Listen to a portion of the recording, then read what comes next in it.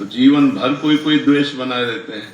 विवेक तो वही कि एक क्षण में द्वेष को नष्ट कर दो और आनंद पूर्वक भगवत चिंतन में लगो। अगर भगवत चिंतन नहीं तो दूसरा कोई उपाय नहीं, आप ये पक्की बात समझ लो। अध्यात्म के बिना आप इन निगेटिव भावों को रौंद नहीं सकते। आप इनको रौंदने के लिए जब नाम जप करोगे तभी, कितना भी कोई भी भारी से भारी विपत्ति, भारी से भारी समस्या, भारी से भारी निगेटिव चिंतन हम नष्ट कर सकते हैं भगवान के चिंतन के द्वारा। ध्येय मापदी, जिन चरणों का ध्यान मात्र आपदा का नाश कर देता है। हरि स्मृति सर्व विपद विमोक्षणम, भगवान का स्मरण समस्त विपत्तियों का नाश कर देता है। और जब नाम जप करते हैं तो विवेक जागृत होता है, विवेक 1 मिनट में हटा देता है। नहीं तो उसी का चिंतन, इसने क्यों कहा, कैसे कहा, अरे फिर दूसरा, फिर तीसरा, वो इतना चिंतन करते करते फिर डिप्रेशन में पहुंच जाता है। ये ओवर थिंकिंग रोकने के लिए नाम जप अत्यंत आवश्यक है।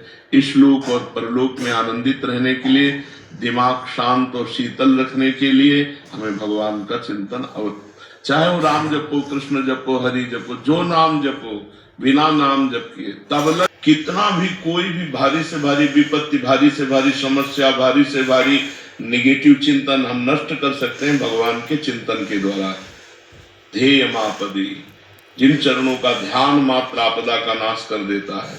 हरि स्मृति सर्व विपद विमोक्षणम, भगवान का स्मरण समस्त विपत्तियों का नाश कर देता है। और जब नाम जप करते हैं तो विवेक जागृत होता है, विवेक 1 मिनट में हटा देता है। नहीं तो उसी का चिंतन, इसने क्यों कहा, कैसे कहा, अरे फिर दूसरा, फिर तीसरा, वो इतना चिंतन करते करते फिर डिप्रेशन में पहुंच जाता है।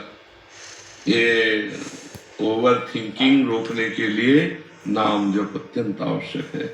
इस लोक और परलोक में आनंदित रहने के लिए, दिमाग शांत और शीतल रखने के लिए हमें भगवान का चिंतन, चाहे वो राम जपो, कृष्ण जपो, हरि जपो, जो नाम जपो, बिना नाम जप किए तब लगी कुशल न जीव कहूँ, सपने हूँ मन विश्राम, जब लग भजत न राम कहूँ, शोक धाम तज काम। ये शोक का धाम है संसार, कामनाओं का जाल बिछा हुआ। एक बात पूरी हुई, 2 खड़ी हो गए, 2 पूरी हुई, 4 खड़ी हो गए, और बार बार उसी का चिंतन करते हुए हमारा जीवन व्यर्थ चला जा रहा है।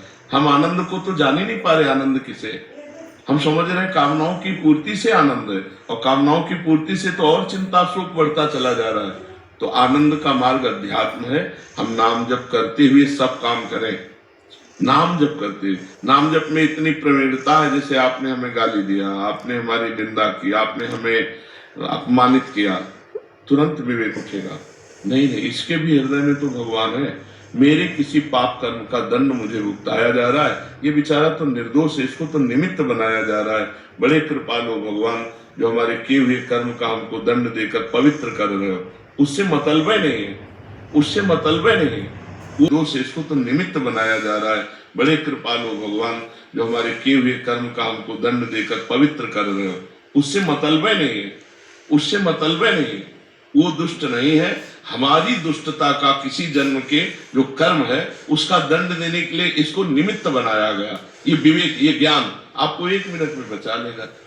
दूसरी बात, इतनी नाम जप से क्षमता आ जाती है कि जैसे अपने हाथ से अपने चोट लग जाए, किसको आप गाली दोगे? अपने हाथ से चोट नहीं लग जाती, अपने किसको गाली दोगे? अपने दांत से जबान कट जाए, किसको गाली दोगे? ऐसे ही सब में आत्मस्वरूप भगवान का दर्शन कर रहा है, तो दुनिया के द्वारा किए हुए प्रहार को ऐसे ही समझ रहा है जैसे अपने हाथ से अपने को दंड में। वो किसी को दोषी नहीं समझता, सब में भगवत भाव। उमाजे राम चरण रत, विगत काम मद को, निज प्रभु में देखें जगत, केशव करें विरोध। तो बिना भगवान के चिंतन के इस समस्या का समाधान नहीं हो सकता।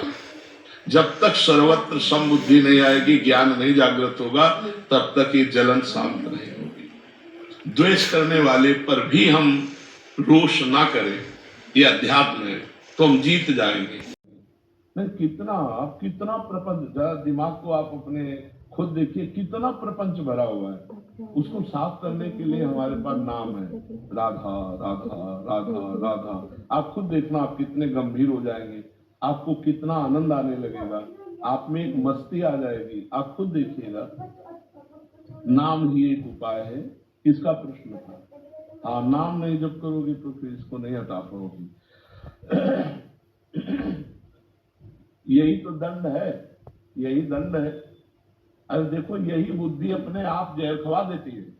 अपने हाथ से आदमी जहर खाता है, अपने हाथ से फांसी लगा लेता है, अपने हाथ से सूट कर देता है। ये वही बुद्धि है जो भगवान से विमुख हुई, संसार में सुख खोजने गई, और जब उसको कुछ नहीं मिला, धोखा मिला, या उसका निर्णय ठीक नहीं हो पा रहा, तो सोचता है यार अपने को ही खत्म कर दो। ये है बुद्धि। ये देखो ना, कितनी घटनाएं ऐसी घटती है। तो इसलिए हमें लगता है सबको नाम जपना चाहिए।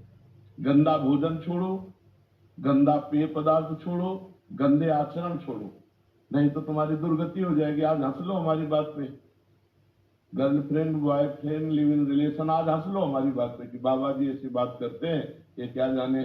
समय आएगा ना, तब तुम देखना, हमारी बात को याद करना कि तुम्हारा जीवन कहां पहुंच गया है, कितने संकट में पहुंच गया है। सच्ची मानो, सबको नाम जप करना चाहिए, गलत भोजन छोड़ना चाहिए, गंदा पेय पदार्थ छोड़ना चाहिए, गंदे बच्चों का संग छोड़ना चाहिए, तभी जीवन उन्नतिशील होगा। जो 20 वर्ष के पहले ही ब्रह्मचर्य खो देता है, वो गृहस्थी लायक नहीं रहता। समय आने पर देख लेना, एक अच्छा सदगृहस्थ जीवन निर्वाह नहीं कर पाएगा वो। तो आज हमारी समाज बिगड़ती चली जा रही, खान पान बिगड़ते चले जा रहे हैं। बच्चों को देखो ना, जब बच्चों के पसंद बोले चाउमीन क्या कहते हैं, नूडल, पिज्जा, ये पसंद है, तो हम अच्छा पदार्थ जैसे रोटी दाल चावल सब्जी है शुद्ध जो घर के, ये पसंद नहीं आते। चावल सब्जी है शुद्ध जो घर के, ये पसंद नहीं आते। बहुत संभल करके भोजन, बहुत देखो, जैसा खाओ अन्न वैसा बने मन, जैसा पियो पानी वैसी बने वाणी, जैसा करोगे संग वैसा चढ़ेगा रंग। तो आज हमारा संग भी गड़बड़, मोबाइल जो चाहो देख लो, और मोबाइल में तो पूरा संसार है, जिस जो चाहो सर्च करो देख लो। और खान पान तो देख ही रहे हैं, पवित्र हो रहा है। और पान की तो पूछो मत, पीने के लिए तो मतलब नए नए बच्चे, छोटे छोटे बच्चे सब अपेय पदार्थ पीने लगे। आप इनसे बच्चे तो ठीक है, नहीं तो बुद्धि निगेटिव ही चिंतन कराएगी।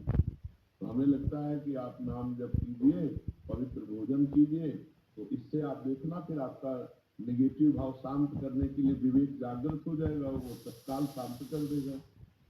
ब्रिगेडियर अमरेंद्र प्रताप सिंह जी, जी राधे राधे। हमारे जी, मेरा पूरा परिवार कई पीढ़ियों से श्री हरिदास स्वामी परंपरा से जुड़ा है।